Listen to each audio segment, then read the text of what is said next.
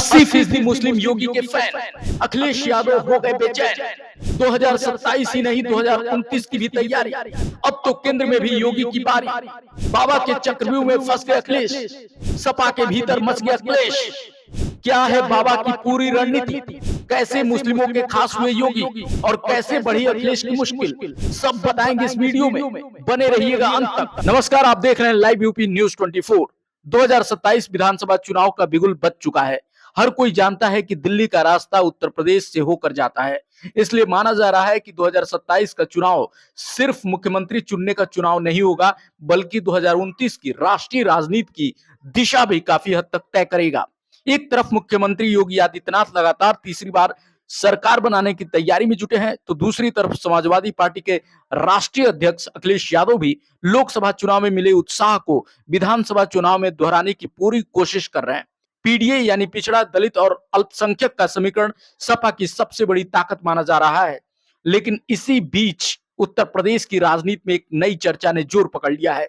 Social media से लेकर राजनीतिक गलियारों तक ये बहस छिड़ गई है कि क्या मुस्लिम समाज का एक बड़ा वर्ग पहले की तुलना में योगी सरकार के प्रति सकारात्मक होता जा रहा है। इस चर्चा को और हवा तब मिली जब बाराबंकी में मुख्यमंत्री आदित्यनाथ के कार्यक्रम के दौरान ऑल इंडिया पसमानदा मुस्लिम महाज के राष्ट्रीय उपाध्यक्ष वसीम राइन ने सार्वजनिक मंच से योगी सरकार की तारीफ की, उनके कानून व्यवस्था की तारीफ की। उनके बयान के बाद सोशल मीडिया पर कई तरह की प्रतिक्रियाएं सामने आई। भाजपा समर्थकों ने इसे बड़ा राजनीतिक संकेत बताया, जबकि विपक्षी नेताओं और कई विश्लेषकों का कहना है कि किसी एक नेता या संगठन के बयान को पूरे मुस्लिम समाज की राय नहीं माना जा सकता। हालांकि राजनीतिक विश्लेषकों का मानना है कि भाजपा पिछले कई वर्षों से पसमानदा मुस्लिम समाज तक अपनी पहुंच बढ़ाने की कोशिश कर रही है। मुफ्त राशन, आवास, उज्ज्वला योजना, कानून व्यवस्था और महिला सुरक्षा जैसे मुद्दों के जरिए भाजपा हर वर्ग में अपनी स्वीकार्यता बढ़ाने की रणनीति पे काम कर रही है। इसी वजह से सोशल मीडिया पर कुछ लोग दावा कर रहे हैं कि अगर मुस्लिम समाज का एक छोटा हिस्सा भी भाजपा की ओर आता है तो समाजवादी पार्टी के पारंपरिक वोट बैंक पर इसका असर पड़ सकता है। हालांकि इन दावों की असली तस्वीर तो चुनावी नतीजे के बाद ही साफ होंगी। लेकिन इसी बीच यहां से एक और चर्चा शुरू होती है और वो है 2029 की चर्चा। जी हां, राजनीतिक गलियारों में इन दिनों एक और अटकल तेजी से चल रही है। कई राजनीतिक विश्लेषकों और सोशल मीडिया पर सक्रिय लोगों का मानना है कि अगर भाजपा 2027 में उत्तर प्रदेश में लगातार तीसरी बार सरकार बनाने में सफल होती है और योगी आदित्यनाथ का जनाधार इससे और मजबूत होता जाता है, तो उनका राष्ट्रीय कद भी काफी बढ़ सकता है।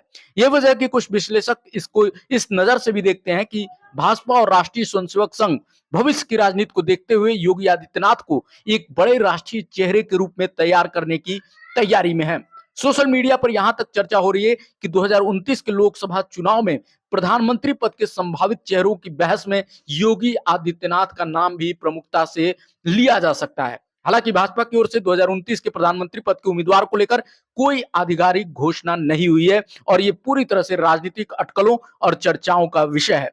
दूसरी ओर अखिलेश यादव भी कोई मौका छोड़ना नहीं चाहते हैं। पीडीए यात्रा के जरिए वे पिछड़े, दलित और अल्पसंख्यक वोटों को एक मंच पर लाने की कोशिश में जुटे हैं। लेकिन अगर मुस्लिम वोटों में थोड़ा भी बदलाव आता है, जैसा कि कुछ राजनीतिक विश्लेषक संभावना जता रहे हैं, तो कई सीटों पर मुकाबले का समीकरण बदल सकता है। यही वजह है कि 2027 का चुनाव अब सिर्फ भाजपा बनाम सपा की लड़ाई नहीं रह गया है, बल्कि इसे 2029 की राष्ट्रीय राजनीति की पहली बड़ी परीक्षा के रूप में भी देखा जा रहा है।